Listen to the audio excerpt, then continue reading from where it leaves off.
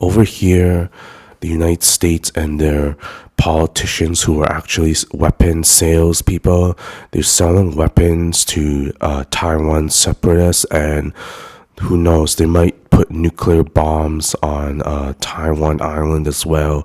But judging from all these 3 train derailment accidents and all these chemical accidents in the USA, these are nuclear weapons. If they do put them on Taiwan, it's just an accident waiting to happen for these Taiwan separatists. They don't know what they're getting into.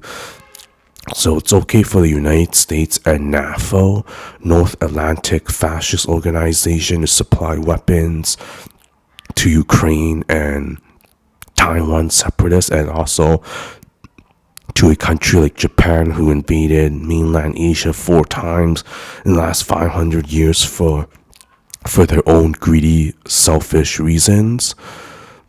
So United States could just do all this, supply weapons to 3 dangerous countries, 3 dangerous places. Taiwan's not a country, by the way. And the United States has a problem with China supplying weapons and supplies to Russia, even though China hasn't.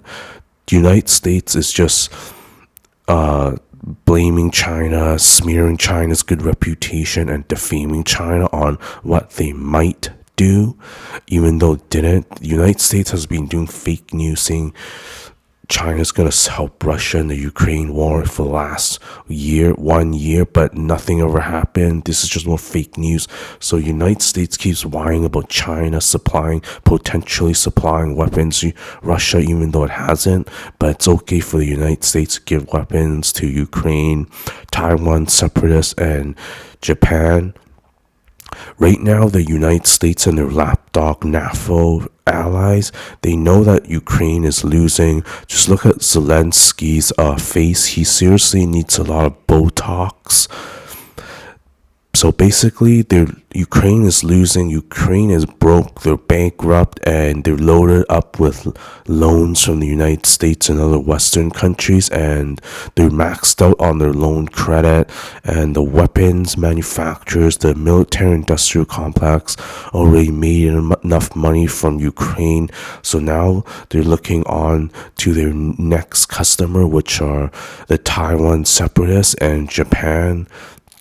They're looking for trouble to make money. Even if they don't get a war with China, they still make a ton of money from Taiwan and Japan. But in reality, these weapons are useless for Taiwan and Japan because you need a lot of training and there's a lot of maintenance involved. One of those F-35 airplanes costs $30,000 to fly per hour, because you need to pay for the fuel and also the constant maintenance with spare parts and trained technicians.